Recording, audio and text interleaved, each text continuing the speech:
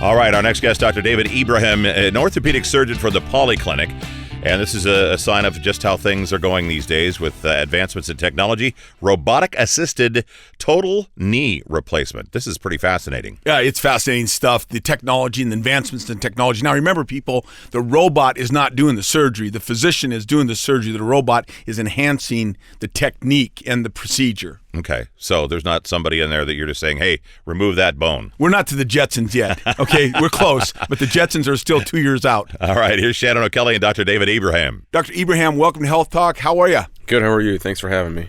Thanks for joining us. I always like to kind of get started by talking about kind of your practice. You're an orthopedic surgeon. You have a fellowship in total joints.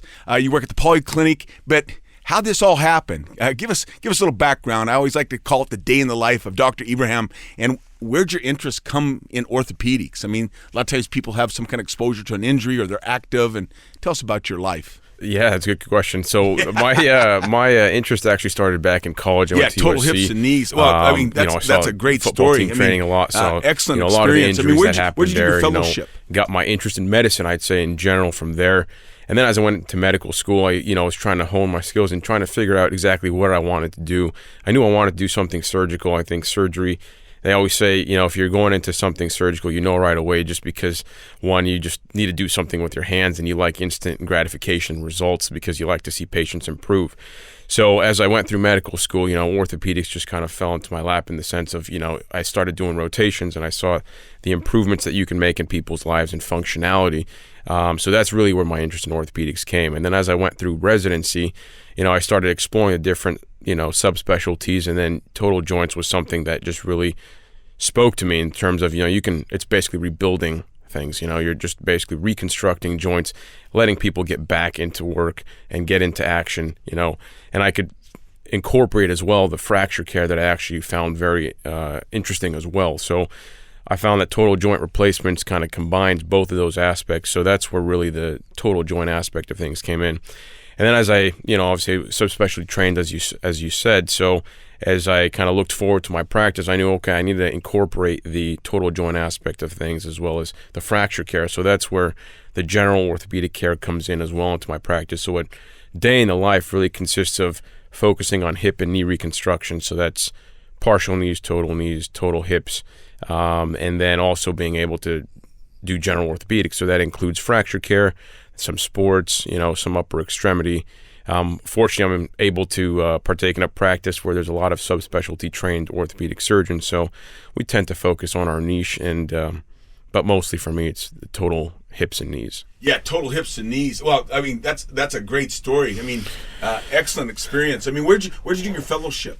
So I did it at a place called Florida Orthopedic Institute in Tampa, Florida. Fortunately, was able to be taught by some of the world-renowned mentors in total joints. A lot of the folks who participate in product designs as well as robotics. So that's also where my interest in robotic surgery came about.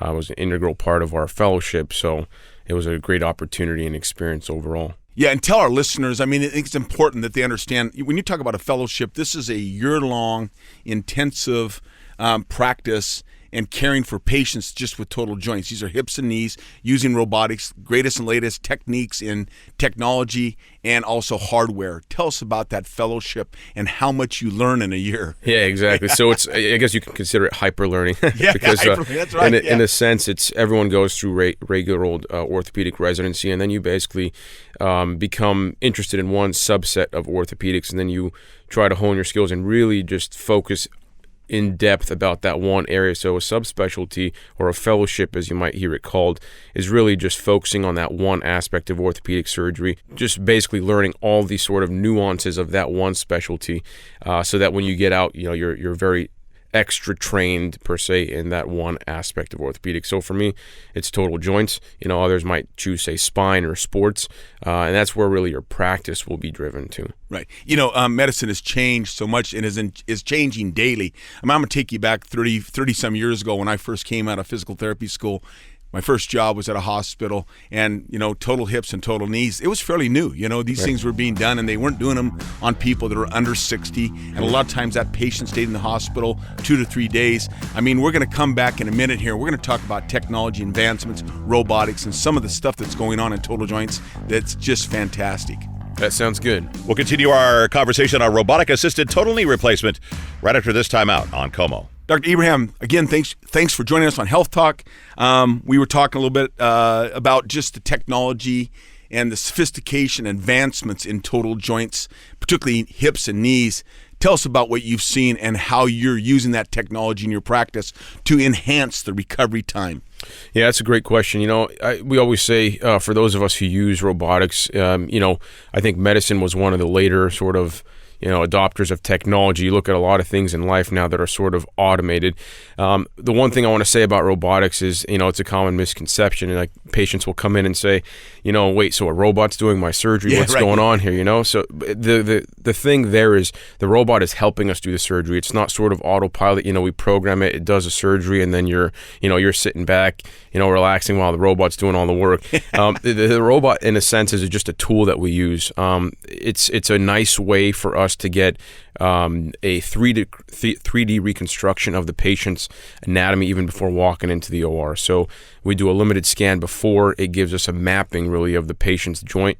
That allows us to improve implant positioning, kind of come up with a game plan even before we walk in the operating room. So that has tremendously improved our ability to kind of personalize, implants and the surgery to the patient.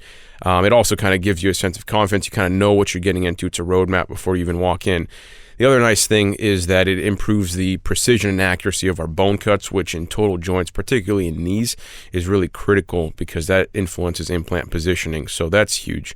The other thing too as well, there's more long-term data that's needed, but the short-term and sort of mid-term data that we have so far on robotics and the outcomes is that it's improving patient satisfaction, potentially improving patient outcome scores. It's potentially decreasing the amount of post-operative pain, which equates to patients leaving the hospital faster. And there's an argument to be made that maybe it's leading to less revisions over time with implants that are put in with robotic assistance. So, it has great potential. I think it's kind of a house divided. Some of the more traditionalists, of course, are saying, right. Why do you need this technology? And I don't think that you're ever going to maybe necessarily replace kind of what we've done over the years and decades with robotics, but I think it's a nice tool to have in particularly maybe complex cases. So, it's expanding the world of total joints quite readily. It's amazing stuff. Again, thank you for really describing that, because I think a lot of patients do feel like, well, a robot's doing my surgery. No, you're in control of the robot. The robot is giving you as a surgeon kind of a 3D map, kind of topography, so you have accuracy in your surgical technique, which better placement, better outcomes, better patient satisfaction. You hit it all on the head. Is there certain people that maybe just the robot doesn't work? Can you do something like when you're doing a knee revision and there's already an implant in there and you're taking the old implant out and putting the new one in? Can you use the robot, or is that freehand for you? So that in general, that's generally freehand. The robot is not really FDA approved at this time for revision procedures, just because we're still learning more about it and the applications are expanding. It might be in the coming years, but for now, usually it's primary replacements. That applies to, say, partial knees, total hips. But for the revision scenario, there's still more work to be done on that avenue. Wow, that's great information. Dr. Ibrahim, thank you so much for joining us. Thanks for having me. Fascinating topic. Dr. David Ibrahim, you can get in touch with him at polyclinic.com to get more information. Robotic-assisted total knee replacement. As you mentioned at the top, Shannon, it's not a robot doing the surgery, but an assisted surgery from that robot, but they're becoming more and more prevalent.